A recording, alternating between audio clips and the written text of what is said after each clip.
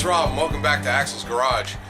Alright, we're out here with Gordon again. We got his TJ, and we still have a trouble code. Now, what the story was when we picked it up was that we had a check engine light on, and we ran the codes, and it was just the crank or cam position sensor code.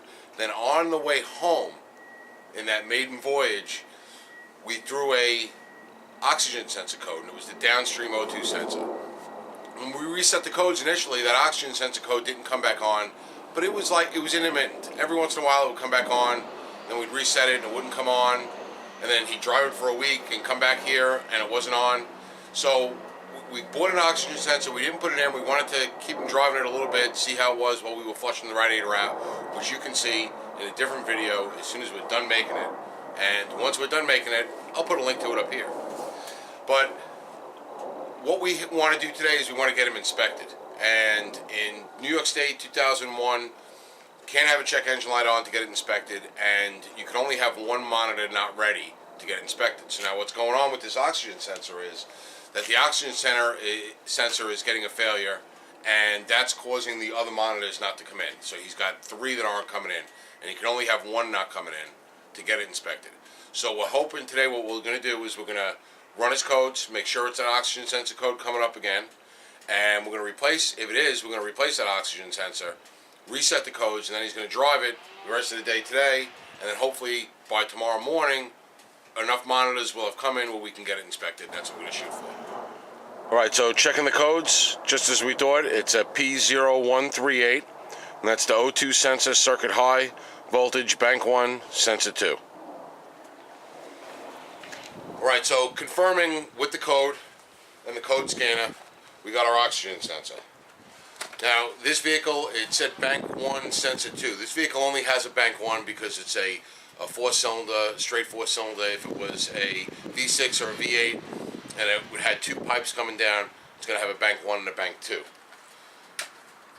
So this one's just got a bank 1. It's got an oxygen sensor before the cat, that would be sensor 1. And then it's got an oxygen sensor after the cat, that would be sensor 2. They also call it the upstream before the cat and the downstream after the cat. Alright, so what happens is, to really dumb it down for you again, alright, the exhaust, right, has a sensor in it that's reading how much pollutants, let's say, it's really unburned fuel, carbon deposits, things like that, how many pollutants are coming out of your exhaust. And there's one before it hits the catalytic converter. It comes out of the engine and hits an oxygen sensor. And what happens there is it reads how much it's got, and it compares that to how much air it's taking in. Also, there's a sensor on the throttle body that tells the computer how much air the computer's taking in. So it knows how much air it's taking in, it knows how much fuel it's given, and it knows what it should be putting out at the other end after it burns that stuff in the exhaust. Then it goes through the catalytic converter, and the catalytic converter is supposed to clean some of that exhaust. And then there's another one of these after the catalytic converter that says, okay, I'm clean or I'm dirty, right? And yours is reading wrong. And it's not reading too high or too low. We checked the readings with the live data when you first had the Jeep here. And the live data readings weren't too far off. The problem is they weren't responding well to throttle input. And usually when they don't respond, it's the oxygen sensor going bad. Usually when it says it's the circuit high or circuit low, it's the sensor going bad. But it could be the wiring. You could have a wiring problem, or a broken wire, or a short in a wire, or just some kind of wiring problem that's causing this to read. But usually it's the oxygen sensor, and we're hoping it's your oxygen sensor. So now your second sensor after the cat is going to tell the computer, okay, I'm running good, or I'm running really lean, which means I don't have enough fuel, and it might adjust the computer to add fuel, or if it's saying I'm running real rich, it might adjust the computer to take fuel away. So you need both of these oxygen sensors to read correctly so that the computer gives the vehicle enough fuel. Something that could also knock your readings off is if you have an exhaust leak. If you have air coming in, or a vacuum leak, or any kind of intake air leak, because the air coming in isn't being measured properly. So the computer's saying I'm taking in this much air, but in reality I'm taking in this much air because there's a leak somewhere.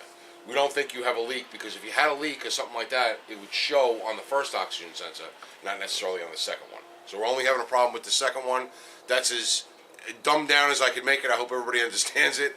It's real layman's terms, but real simple terms, and they're fairly accurate. So we're going to go with that.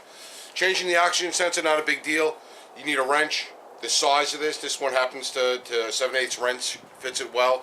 They do make oxygen sensor sockets that have a slit in the side, so you can put a whole socket over it, and it's got a slit in the side for the wire so that you don't screw the wire up. If they gave us the right oxygen sensor at the auto parts store, this connection here is going to be the same as your connection. So that's the first thing we're going to do, is going to take the connector apart down there and make sure that this one fits in, because that's how we know if they gave us the wrong one or not.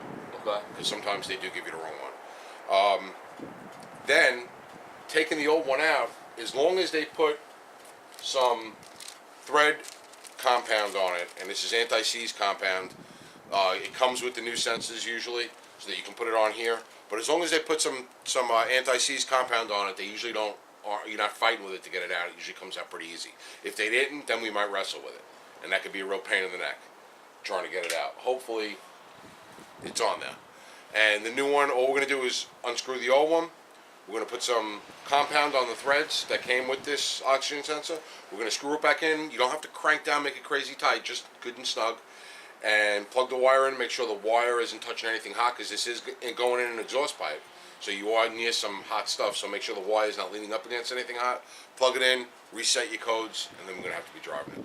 So we're going to go on to now, and we're going to replace this. Well, easy things don't always go so easy. The camera died while we were under the car. But I'll give you a little rundown on what happened. Apparently, that was either the original oxygen sensor or there was no lube on it. No zinc lube or anything like that to prevent it from rusting in, but it was rusted in place. So first we tried to get it with a combination, just an open-end wrench, a 7/8 open-end wrench, and we couldn't budge it, nor could we get the wrench in there in a real good spot where we had a lot of leverage on it. So we went and we borrowed the actual proper tool. Right, and this is a 3/8 oxygen sensor wrench that has an opening in it, and this one is a 1/2-inch drive oxygen sensor wrench with an opening in it, right, for a 1/2-inch socket. So first we tried this one, didn't budge, and it actually, when you put your 3/8 ratchet on it or a 3/8 breaker bar, it was actually popping off the oxygen sensor. So this one wasn't working. So then we went to this one with a 1/2-inch drive ratchet on it, and this one, good quality brand. This is a Snap-on, right? Had it on it, but the amount that we had to crank down on it, this was opening up just enough where the cutout was opening up just enough for it to pop off, and that was popping off. So what we decided to do was to cut the wires off of the old one that was rusted in there, because that one's bad anyway, and we put a regular 7/8 inch socket on it. Now, when we put that 7/8 inch socket on it, we still couldn't turn it. So we went to a breaker bar, tried to break a bar, still couldn't turn it.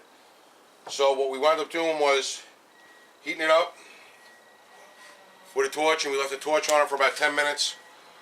And then we got on it with a breaker bar, couldn't turn it. We put on the breaker bar, all right, on the breaker bar, we went full redneck, and we took the jack handle out of the floor jack and used this jack handle for leverage, which is what it's got to be 3 feet or so, right? Yeah. 3-foot jack handle. Both of us, as much as we could to get that thing to move, and we just barely got it to move just a little bit. There wasn't a whole lot of room to work. So what we had to do was take the breaker bar off and go with the ratchet handle. And we had the 3-foot jack handle on the 1/2-inch ratchet handle, and one click at a time the whole way out. It didn't get loose towards the end at all, the whole way out. And we wound up actually breaking the ratcheting mechanism in this. Good thing it's a Craftsman, but Craftsman got bought out. I don't know if that warranty deal is going to work anymore. We're gonna find out. But we finally got it all the way out. So when we got it all the way out, it is now stuck in. It is now stuck in our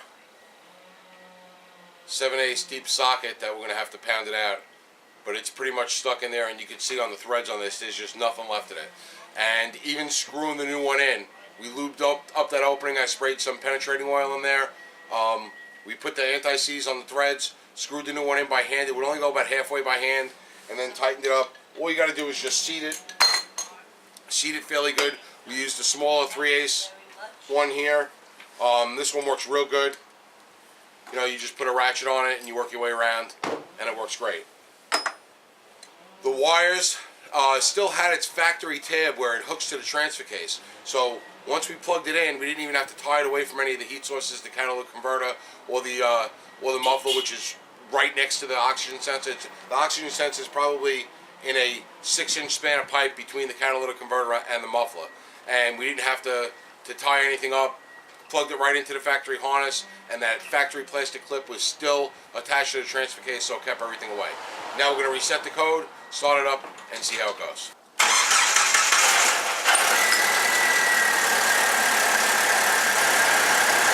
Alright, so we're running nice. No codes. We reset the codes. All the live data looks like it should be good. Hopefully we'll get those monitors to come in before tomorrow morning when we have the appointment for the inspection. Learn anything? Learned a lot. Learned how to put the distributor in. Learned how to get out something rusted. Using a lot of heat. That's all we got today from Maximus Garage. We'll see you next time. Thank you.